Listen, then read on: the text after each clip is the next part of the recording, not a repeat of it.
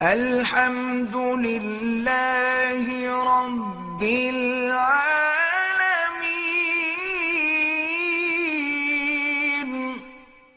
اب یہ آیت مبارک اور احادیث مبارک کو جب ہم دیکھتے ہیں کہ اللہ نے تقدیر لکھ دی ہے، ہر چیز لکھی ہوئی ہے، من اجل رزق اثر موت حیات، ہر چیز لکھی ہوئی ہے، اور اس کے بعد جفت القلم، قلم خشک ہو گیا بس، اور وہ جو اللہ نے حکم دیا اس سب کو لکھ کے لوح محفوظ میں محفوظ کر دیا۔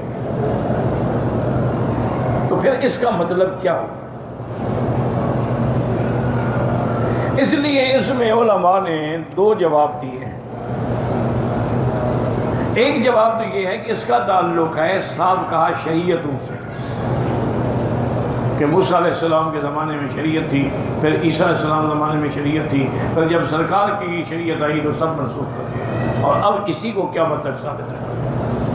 انہوں نے کہا اس سے مراد یہ ہے، ورنہ تقدیر کے فیصلے نہیں بدلا کرتا۔ اور دوسرا علماء یہ کہتے ہیں کہ بھئی تقدیر کی بھی دو قسمیں ہیں، ایک مبرم ہے ایک معلق ہے۔ مبرم قطعی، وہ تو کبھی تبدیل نہیں ہوگی،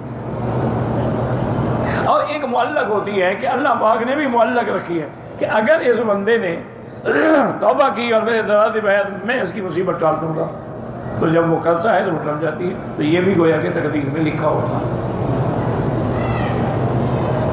اب اس پر جو ہماری آج کل کی جدید نسل ہے، جو بیچارے انگریزی تعلیم سے متاثر ہیں، ان کو اس میں بڑے اشکال آتے ہیں۔ حالانکہ ایک بات یاد رکھو، شریعت ہمیں یہ حکم نہیں دیتی کہ ہم ہر چیز کی گہرائی میں داخل ہو کے اس کو ڈھونڈتے پھریں۔ اور اسی طرح کا واقعہ ہے کہ حضرت مولانا تاج محمود صاحب روٹی رحمۃ اللہ علیہ کی خدمت میں ایک بزرگ آئے، اور تھے وہ بڑے واہمی قسم کے بزرگ۔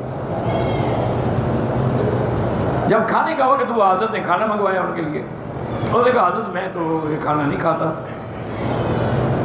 میں نے یہ دیکھے کہ تھیلی میں چنے رکھے ہوئے ہیں، چھوٹے سے گڑ کے ٹکڑے رکھے ہوئے ہیں، بس میں یہی کھاتا ہوں، اسی پہ گزارا کرتا ہوں، چونکہ مجھے کھانے کا پتہ نہیں ہے کہ اس میں جو گوشت ہے وہ حلال ہے، ذبیحہ صحیح ہے نہیں ہے، اس کو کس نے پکایا ہے، یہ گندم جو ہے جس میں روٹی ہے کیا یہ اس کے اندر کوئی اور چیز تو نہیں ملائی گئی؟ تو مجھے ان چیزوں میں شبہات ہیں، اس لیے میں نہیں کھاتا۔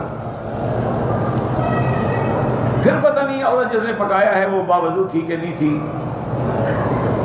حضرت بھی بڑے اللہ والے تھے، سمجھ گئے کہ بیچارہ بزرگ تو ہے لیکن ہے وہمی، وہ ہم میں پڑا ہوا ہے۔ انہوں نے فرمایا اچھا یہ بتاؤ یہ چنے جو آپ کھاتے ہیں کہاں سے خریدے ہیں؟ انہوں نے کہا جی ہاں ایک ہندو کی دکان ہے، میں نے اس سے خریدے۔ آپ نے حکم دیا کہ ہندو کو بلا کے لے آؤ۔ ہندو آ گیا، آپ نے فرمایا یہ چنے جو تم دکان میں بیچتے ہو کہاں سے خریدے؟ اس نے کہا جی میگھ واڑ چمار ہوتے ہیں وہ بھنگی، میں نے ان سے خریدے ہیں۔ انہوں نے کہا پتہ ہے تمہیں کہ وہ کون سا آدمی تھا؟ انہوں نے کہا جی مجھے پتہ ہے، میں ہمیشہ خریدتا ہوں۔ انہوں نے کہا اس کو بھی لے آؤ۔ اس کو لے آؤ۔ انہوں نے کہا کہ بھائی یہ چنے جو ہیں یہ جو کل تم نے ان کو دیے یہ کہاں سے لی؟ انہوں نے کہا ہم نے خنزیر کا شکار کیا، اس کا پیٹ پھاڑا تو اس کے اندر سے نکلے تھے۔ حضرت صاحب اب تحقیق کا مزہ آ گیا آپ کو؟ جب اللہ نے ہمیں ان چیزوں کا مکلف ہی نہیں کیا ہے، پابندی نہیں کیا ہے، تو پھر ایک ایک بات میں شک کرنے کا کیا حکم ہے؟